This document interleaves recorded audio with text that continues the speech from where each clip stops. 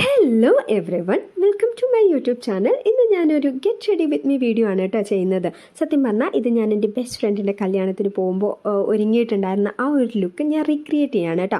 കല്യാണത്തിന് പോകുമ്പോൾ തന്നെ വീഡിയോ ഒക്കെ എടുക്കണമെന്ന് വിചാരിച്ചിട്ടുണ്ടായിരുന്നു. പക്ഷേ കല്യാണം വളരെ നേരത്തെ അമ്പലത്തിൽ വെച്ചിട്ടായതുകൊണ്ട് എനിക്ക് അതിനൊന്നും സമയം കിട്ടിയില്ല. അതുകൊണ്ടാണ് ഇപ്പോൾ ഇങ്ങനെ ഒരു പരിപാടി ചെയ്യുന്നത്.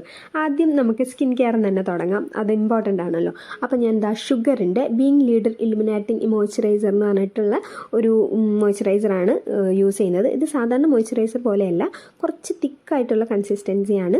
എന്നാലും നന്നായിട്ട് ബ്ലെൻഡ് ആവും. നമ്മൾ വിചാരിക്കുന്ന പോലെയൊന്നുമല്ല. നമ്മൾ നന്നായിട്ട് കൈകൊണ്ട് തന്നെ ഒന്ന് മസാജ് ചെയ്ത് കൊടുത്താൽ മതി. എല്ലായിടത്തും ഒരുപോലെ തന്നെ ആവും കേട്ടോ. പിന്നെ പേര് പോലെ തന്നെ ഇതൊരു ഇലുമിനാറ്റിംഗ് മോയ്സ്ചറൈസറാണ്.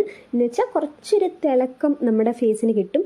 മറ്റുള്ള മോയ്സ്ചറൈസർ ഇടുമ്പോൾ നമുക്ക് സ്കിന്ന് മോയ്സ്ചറൈസർ ആവുക മാത്രമേ ചെയ്യുക. ഇത് ഇടുമ്പോൾ സത്യം പറഞ്ഞാൽ ഒരു തിളക്കം കിട്ടും. അത് നിങ്ങൾക്ക് തന്നെ കാണുമ്പോൾ മനസ്സിലാവുന്നുണ്ടാവും കേട്ടോ.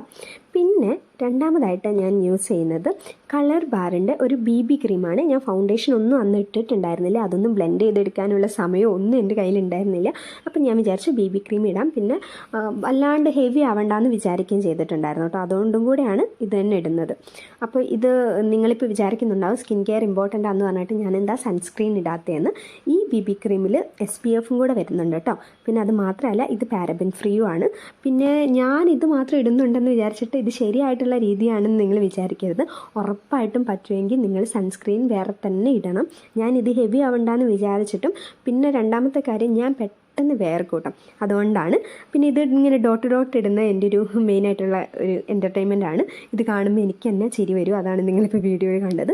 ഇതും കാണുന്ന പോലെ കുറച്ച് തിക്കായിട്ടുള്ള ഇതാണ്. പക്ഷേ എന്നാലും കുറച്ച് സമയം എടുത്തിട്ട് ചെയ്യുവാണെങ്കിൽ നന്നായിട്ട് ബ്ലെൻഡ് ആവും കേട്ടോ.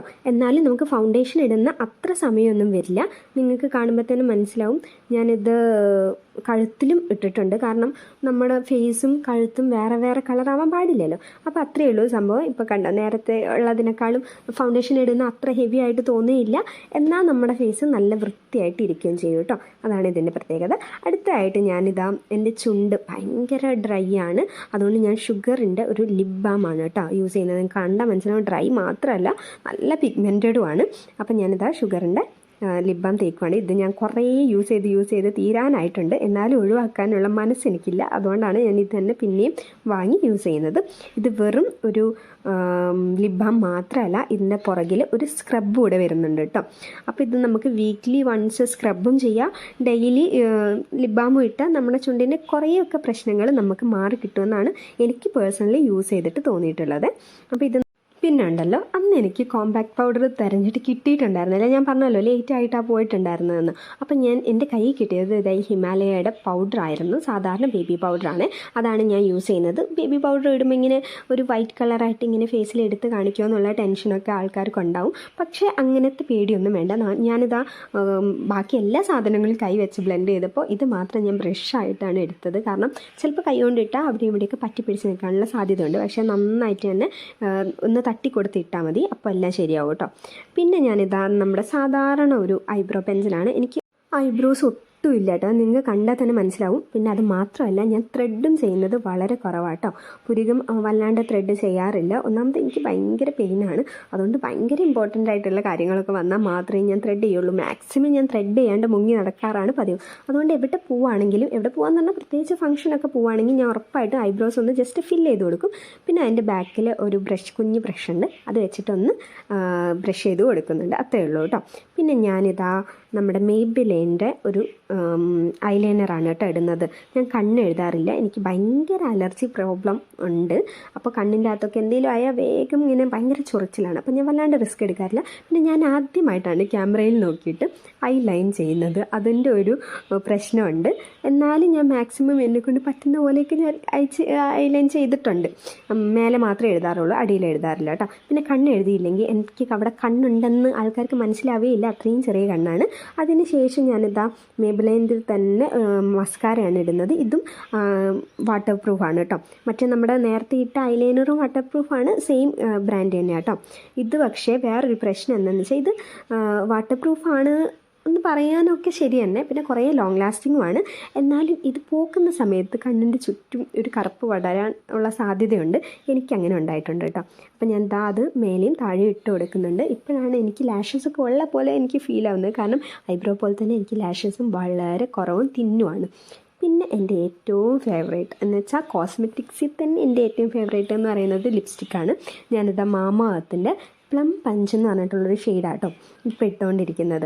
ഇത് ഞാൻ ലൈൻ ചെയ്യുന്നതിന് പകരം ലിപ് ലൈൻ ചെയ്യുന്നതിന് പകരം പുറത്തിങ്ങനെ ഇട്ട് കൊടുക്കുക ചെയ്യുന്നത്. എന്ന് വെച്ചാൽ ഞാൻ 2 ലിപ്സ്റ്റിക്ക് വെച്ചിട്ട് ബ്ലെൻഡ് ചെയ്തിട്ടുള്ളൊരു ഷെയ്ഡാണ് ഉണ്ടാക്കുന്നത് കേട്ടോ.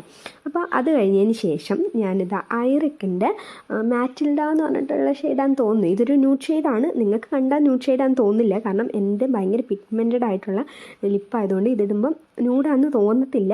പക്ഷേ ശരിക്കും പറഞ്ഞാൽ ഇത് ന്യൂഡ് ഷെയ്ഡാണ് കേട്ടോ. അതും കൂടി ഇട്ടിട്ട് ഞാൻ നന്നായിട്ട് ഇത് ബ്ലെൻഡ് ചെയ്യുന്നുണ്ട്. അതിന് ശേഷം ഒരു ചെറിയ ടിഷ്യൂ പേപ്പറോ അല്ലെങ്കിൽ സാധാരണ ഒരു പേപ്പറോ എന്തെങ്കിലും എടുത്തിട്ട് ജസ്റ്റ് ഒന്ന് ടാബ് ചെയ്യുന്നുണ്ട്. എന്നുവെച്ചാൽ അതൊരു മാറ്റ് ഫിനിഷ് കിട്ടാൻ വേണ്ടിയിട്ടാണ്. സത്യത്തിൽ ഇത് രണ്ടും മാറ്റ് ഫിനിഷ് ഉള്ളത് തന്നെയാണ്. എന്നാലും കുറച്ചുകൂടി മാറ്റ് ആയിക്കോട്ടെ എന്ന് വിചാരിച്ചിട്ടാണ് ഞാൻ അങ്ങനെ ചെയ്യുന്നത്. നിങ്ങൾക്ക് വേണമെങ്കിൽ ചെയ്യാം, ഇല്ലെങ്കിൽ കുഴപ്പമൊന്നുമില്ല കേട്ടോ. അപ്പോൾ ഞാനിതാ നമ്മുടെ 10 രൂപയുടെ പാക്കറ്റ് ഉണ്ടല്ലോ, പൊട്ട് മെയിനാണ്. ഇങ്ങനെ ട്രഡീഷണലായിട്ട് സാരിയൊക്കെ കൊടുത്ത് പോകുമ്പോൾ എനിക്ക് പൊട്ട് മസ്റ്റാണ് കേട്ടോ. പൊതുവേ എല്ലാവരും അങ്ങനെ ചെയ്യുമെന്നാണ് എനിക്ക് തോന്നുന്നത്. അപ്പോൾ ഞാൻ എന്താ പച്ച കളർ ഇങ്ങനെ തിരഞ്ഞുകൊണ്ടിരിക്കുകയാണ്. അവസാനം ഒരെണ്ണം കിട്ടി, ഞാനിത് തൊടുവാണ്. പിന്നെ എൻ്റെ വേറൊരു പ്രത്യേകത എന്താണെന്ന് വെച്ചാൽ ഞാൻ എത്ര പ്രാവശ്യം പൊട്ട് തൊള്ളാൻ ശ്രമിച്ചാലും അത് സെൻറ്ററിൽ വരില്ല. ഇന്നെങ്ങനെയോ ഒന്ന് സെൻറ്ററിൽ വന്നു. സെൻറ്ററിലാണെന്നാണ് എൻ്റെ വിശ്വാസം. അപ്പം നമ്മുടെ മുഖത്ത് കലാപരിപാടികളൊക്കെ കഴിഞ്ഞ് ഞാനെന്താ മുടി കെട്ടുവാണ് കേട്ടോ. മുടി കെട്ടുക എന്ന് പറഞ്ഞിട്ട് ഞാൻ അതിൻ്റെ അടുത്തൊരു ക്ലിപ്പുണ്ടായിരുന്നു. ഒരു സൈഡിൽ ഞാൻ ക്ലിപ്പ് ചെയ്തിട്ടുണ്ടായിരുന്ന ആ ഭാഗം മിസ്സായിപ്പോയി. അത് ഞാൻ പോസ് ചെയ്തിട്ട് വീണ്ടും അത് ഓണാക്കാൻ മറന്നുപോയി കെട്ടിക്കൊണ്ടിരിക്കുന്ന സമയത്ത്. അതുകൊണ്ട് അപ്പുറത്തെ സൈഡിൽ ക്ലിപ്പ് ചെയ്യുന്ന ഇത് കിട്ടിയില്ല കേട്ടോ, വീഡിയോ. ഇപ്പുറത്തെ സൈഡിൽ എടുക്കുമ്പോഴാണ് എനിക്ക് മനസ്സിലായത് ഞാനിതാ വീഡിയോ പോസ് ചെയ്തത് ഇതുവരെ ഓണാക്കിയിട്ടില്ല എന്ന്. അതുകൊണ്ട് ഈ സൈഡ് കുത്തുന്നത് മാത്രമേ കിട്ടുള്ളൂ. ഇത് പ്രത്യേകിച്ചൊന്നും ഇല്ല. സാധാരണ നമ്മൾ കുളിപ്പിന്നൽ ചെയ്യില്ല, അതുപോലെ മുടി ഒന്ന് ചെയ്യിക്കി 2 സൈഡിൽ നിന്നും മുടി എടുത്തിട്ട് 2-3 ടിക് ആയിട്ടുള്ള ടിക് എന്ന് പറയുന്ന ക്ലിപ്പില്ലേ, അത് വെച്ചിട്ട് ക്ലിപ്പ് ചെയ്ത് വെച്ചു. അത്രയേ ഉള്ളൂ. അപ്പം നമ്മുടെ എല്ലാ പരിപാടിയും കഴിഞ്ഞു. മുഖത്തുള്ള കലാപരിപാടിയും കഴിഞ്ഞു, മുടിയും കെട്ടിക്കഴിഞ്ഞു. ഇനി ആക്സസറീസാണ്. ഒരുപാടൊന്നുമില്ല. ഞാനൊരു കമ്മൽ എടുത്തിട്ടുണ്ട്. ഇത് ഞാൻ ഷോപ്പിൽ നിന്ന് വാങ്ങിയതാട്ടോ, സാധാരണ ഫാൻസിയിൽ നിന്നാണ്. ബട്ട് ഇതിൻ്റെ ഭയങ്കര ഫേവറേറ്റ് ആണ്. അതിൻ്റെ ഇങ്ങനെ സ്റ്റഡ് വരുന്ന ഭാഗത്ത് ഒരു കുഞ്ഞ് സരസ്വതീൻ്റെ ഒരു ഫോട്ടോ ഒക്കെ ഉണ്ട്, ഒരു പിക്ചർ. അത് എനിക്ക് ഭയങ്കര ഇഷ്ടമാണ്. അതുകൊണ്ട് മാത്രമല്ല, മൊത്തത്തിൽ എനിക്കത് ഇഷ്ടമാണ് കേട്ടോ. അപ്പോൾ അത് ആദ്യം ഇട്ടു. പിന്നെ ഞാൻ ഒരു വാച്ചാട്ടോ കിട്ടുന്നത്. ഇത് അത്ര ബ്രാൻഡഡ് ആയിട്ടുള്ള വാച്ചൊന്നുമല്ല. സാധാരണ ഞാൻ ഇങ്ങനത്തെ സാരിയും അങ്ങനത്തെ ട്രഡീഷണൽ ആയിട്ടുള്ള ഇതൊക്കെ ഇടാൻ വേണ്ടിയിട്ട് വാങ്ങിച്ചിട്ടുണ്ടായിരുന്നൊരു വാച്ചാണ്. ഇതിന് 10-250 രൂപ എന്തോ ആയിട്ടുണ്ടായിരുന്നുള്ളൂ. നമ്മൾ കാലിക്കറ്റ് SM സ്ട്രീറ്റിൽ നിന്ന് എവിടുന്നുമാണ് വാങ്ങിയത്. എവിടുന്നും അല്ല, SM സ്ട്രീറ്റിൽ നിന്നാണ്. പക്ഷേ അത് ഏത് കടയിൽ നിന്നാണെന്ന് എനിക്ക് ഓർമ്മയില്ല, അതാ പറഞ്ഞത്. അപ്പോൾ ഇതെൻ്റെ ഒരു ഫേവറേറ്റ് ആയിട്ടുള്ള വാച്ചാണ്. സാധാരണ ഞാൻ ഈ വാച്ച് ഇടാറില്ല. പിന്നെ ഞാനൊരു മോതിരവും കൂടെ ഇടുന്നുണ്ട്, ഒരു പച്ചക്കല്ലുള്ള ഒരു മോതിരം. അത്രയേ ഉള്ളൂ. നമ്മുടെ ആക്സസറീസിൻ്റെ പരിപാടിയൊക്കെ കഴിഞ്ഞു. പിന്നെ മാല ഞാൻ വേറെ ഹെവി ആയിട്ടൊന്നും ഇടുന്നില്ല. കാരണം കമ്മൽ കുറച്ച് വലിപ്പം ഉണ്ടല്ലോ, അതുകൊണ്ട് ഞാൻ വേറെ മാലയൊന്നും ഇടുന്നില്ല. പിന്നെ സാധാരണ ഞാൻ ഇടുന്ന മാലയാണത് കേട്ടോ, ഒരു ഗോൾഡിൻ്റെ മാല, അത് മാത്രമേ ഉള്ളൂ. പിന്നെ ഞാനൊരു ഹീൽസ് ഇട്ട്, സാരി എടുക്കുമ്പോൾ ഹീൽസ് ഇട്ടില്ലെങ്കിൽ ശരിയാവില്ല. ഞാൻ അത്ര ഹൈറ്റുള്ള ഒരാളൊന്നുമല്ല. അപ്പോൾ ഹീൽസ് ഇടാമെന്ന് വിചാരിച്ചു. അങ്ങനെ ഹീൽസ് ഇട്ട്. ഇത്രയേ ഉള്ളൂ. നമ്മുടെ ലുക്ക് ഇതാ ഇവിടെ കംപ്ലീറ്റ് ആയിട്ടുണ്ട്.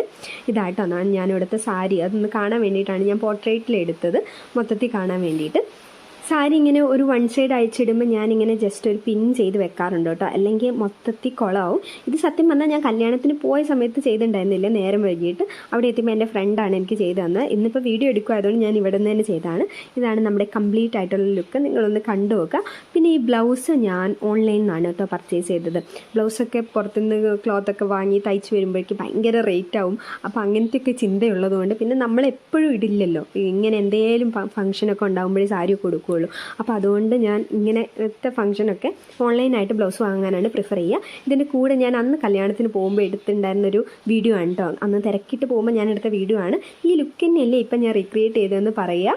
നിങ്ങൾക്ക് എല്ലാവർക്കും വീഡിയോ ഇഷ്ടപ്പെട്ടെങ്കിൽ ചാനൽ ഉറപ്പായിട്ട് സബ്സ്ക്രൈബ് ചെയ്ത് സപ്പോർട്ട് ചെയ്യുക. Thank you for watching.